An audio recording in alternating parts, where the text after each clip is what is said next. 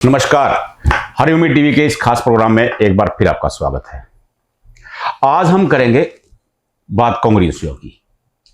अचानक क्या हुआ कि एक के बाद एक बागी कांग्रेसियों के सुर बदलते चले गए। हम लगातार इसी पड़ताल में लगे थे कि इसके पीछे कारण क्या है। जब तह तक पहुंचे तो चौंकाने वाली बातें सामने आई।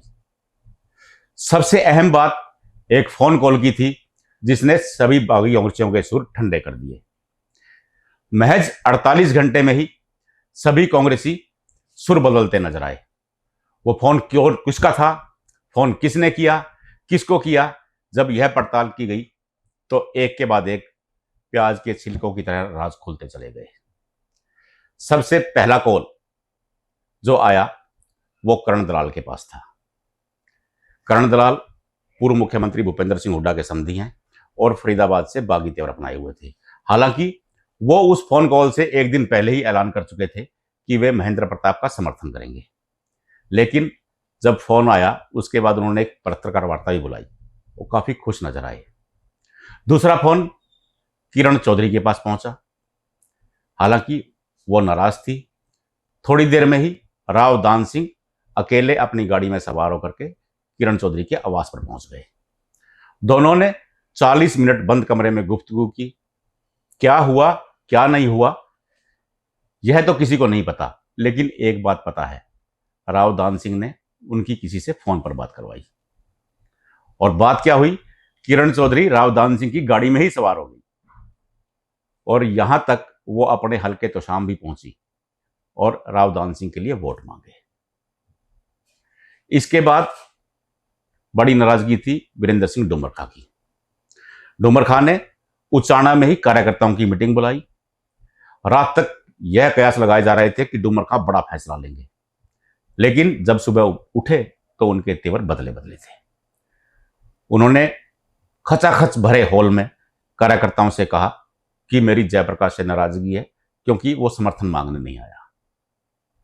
उन्होंने कार्यकर्ताओं से यह भी पूछा कि जयप्रकाश के नामांकन में जाऊं या ना जाऊं, तो कार्यकर्ताओं ने एक स्वर में कहा नहीं जाना चाहिए। जब जयप्रकाश आए तो उनका समर्थन करना चाहिए। वीरेंद्र सिंह ने एक कदम बढ़ के कह दिया, अगर जयप्रकाश आएंगे तो बृजेंद्र सिंह वोट मांगने उनके साथ जाएंगे।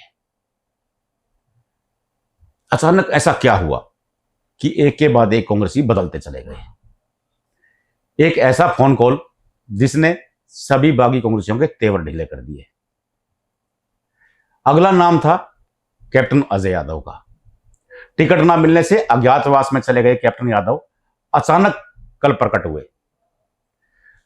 जैसे ही अजय यादव प्रकट हुए, कुछ ही देर के बाद सूचनाएं आने लगी कि राजबब्बर कैप्टन अजय यादव के आवास पर पहुंचने वाले हैं। राजबब्बर पहुंचे, जाते ही कैप्टन अजय यादव के पांव छू के आशीर्वाद लिया। कैप्टन साहब पहले ही ठंडे हो चुके थे। उन्होंने ऐलान कर दिया कि राजबब्बर भारी मतों से जीतेंगे। ऐसा कौन था जिसने फोन किया? जब हरिओमी की टीम ने तय खंगाली तो पता लगा कांग्रेस के राष्ट्रीय अध्यक्ष मल्लिकार्जुन ने सभी बागी नेताओं को एक एक करके फोन किया। सबसे पहला फोन गया करण दलाल के पास। उन्होंने दलाल साहब को बड़े दो टूक शब्दों में कहा कि अगर जाट बहुबल क्षेत्र में भी कांग्रेस हारती है तो ना तो कांग्रेस के लिए बेहतर होगा और ना ही कांग्रेस उम्मीदवार के लिए, और यह मेरे लिए भी बेहतर नहीं होगा, आपके लिए भी बेहतर नहीं होगा। दूसरा फोन गया किरण चौधरी के पास। किरण चौधरी ने जमकर शिकायतें की। उन्होंने कहा कि रावदान सिंह उनसे मिले ही नहीं है। आनंद फानन में रावदान सिंह को आदेश दिया गया कि वे किरण चौधरी के आवास पर पहुंचे और उनसे बात करें। रावदान सिंह ने भी ऐसा ही किया। वो तुरंत अकेले बिना किसी शोरगुल के किरण चौधरी के आवास पर पहुंच गए। दोनों ने बैठ के कुछ देर गुफ्तगू की। किरण चौधरी तुरंत रावदान सिंह की गाड़ी में सवार हो गई। अगला फोन आया वीरेंद्र सिंह डुमरखा के पास। भोर फटते ही फोन पर बात करके डुमरखा ठंडे हो गए। उन्होंने ऐलान कर दिया कि अब वे जयप्रकाश का समर्थन करेंगे। कल जब कैप्टन अजय यादव से बात की गई तो उन्होंने यह तो स्वीकारा कि हम कांग्रेसियां साथ रहेंगे। जब उनसे यह पूछा गया कि फोन आया था तो वो हंस के टाल गए। इशारा साफ था कि गुड़गांव से राज बब्बर का समर्थन करना है। राज बब्बर को भी अजय यादव के आवास पर भेजा गया। बताया जा रहा है कि मल्लिकार्जुन खड़गे ने वीरेंद्र सिंह से दो टूक कहा कि अगर उचाना में भी जयप्रकाश की हार होती है तो यह पार्टी के लिए ठीक नहीं होगा। ऐसा ही निर्देश किरण चौधरी को दिया गया कि अगर तोशाम और भिवानी शहर में ज्यादा पार्टी को नुकसान होता है तो पार्टी के लिए व किरण चौधरी के लिए अच्छा नहीं होगा। बस इस एक फोन कॉल के आते ही सभी बागी कांग्रेसियों के तेवर आराम आराम से ठंडे पड़ते चले गए। इससे न केवल कांग्रेस उम्मीदवारों को जोश मिला है बल्कि उत्साह में मिला है। मल्लिकार्जुन खड़गे ने खुद पहल की है और सभी कांग्रेसियों को एक मंच पर लाने का प्रयास किया है। अब केवल इंतजार इस बात का हो रहा है कि भूपेंद्र सिंह हुड्डा सिरसा कब जाएंगे।